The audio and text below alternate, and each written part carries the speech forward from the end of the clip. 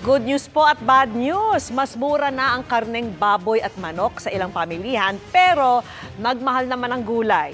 Sa bigas naman, nadagdagan pa ang mga pwedeng bumili ng 20 pesos kada kilo. At nakatutok si Bernadette Reyes. Umaabot sa 160 pesos ang kilo ng bawang at sibuyas sa Agora Market sa Navotas, batay sa monitoring ng Agri at Trade Departments. I'm disappointed sa garlic, no? 160, that is too much. Technically, dapat 100 lang yan eh. Yung onion din, nag-i-import na ngayon ng onion dahil ubos na yung local stocks eh. But the price of 160 na nakita ko kanina, hindi dapat yun, dapat mga 120 lang. Halos dumoble naman ang presyo ng ilang gulay kumpara noong bago ang magkakasunod na bagyo. Tumaas po talaga. Dahil gawa na rin po nitong mga nakaraang bagyo. Sa kabila ng mataas na presyo ng ilang gulay, bumababa naman na ang presyo ng baboy at manok. Kaya naman ayon sa Department of Agriculture, hindi na muna magtatakda ng maximum SRP. Bumaba naman sa 370 pesos ang kada kilo ng liempo na ilang buwan ding umaabot ng 450 pesos kada kilo noon. May mabibili na rin kasim sa 330 pesos kada kilo.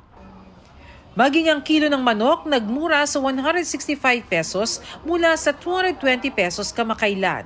Pero sabi ng DA, maaaring tumaas uli ang presyo sa Burr months. We'll try to keep it na konti lang ang taas, no? Dahil of course when demand is high, talagang tataas. Pero September, October should be stable. Sa kabila naman ng mga hirit na taas presyo ng ilang manufacturers, siniguro ng DTI na may price freeze pa rin sa mga lugar na nasa ilalim ng state of calamity. There's always pending requests, but for now, there's still no price increase. 43 pesos pa rin ang maximum SRP sa kilo ng imported rice. Ibig sabihin yan, yung mga nagbebenta above 43 pesos ay medyo may taking advantage yan, profiteering. Kabilang naman sa maaari ng bumili ng 20 kilong bigas ang mga mangingisda.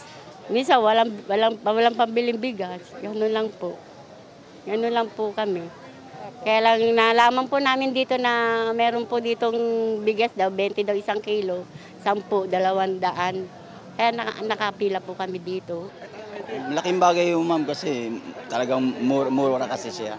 Simula September 16 naman ay isasama na sa mga pwedeng bentahan yan ang mga jeepney at tricycle driver pero sa mga piling lugar pa lang muna tulad sa Navotas. Para sa GMA Integrated News, Bernadette Reyes, nakatutok 24 oras.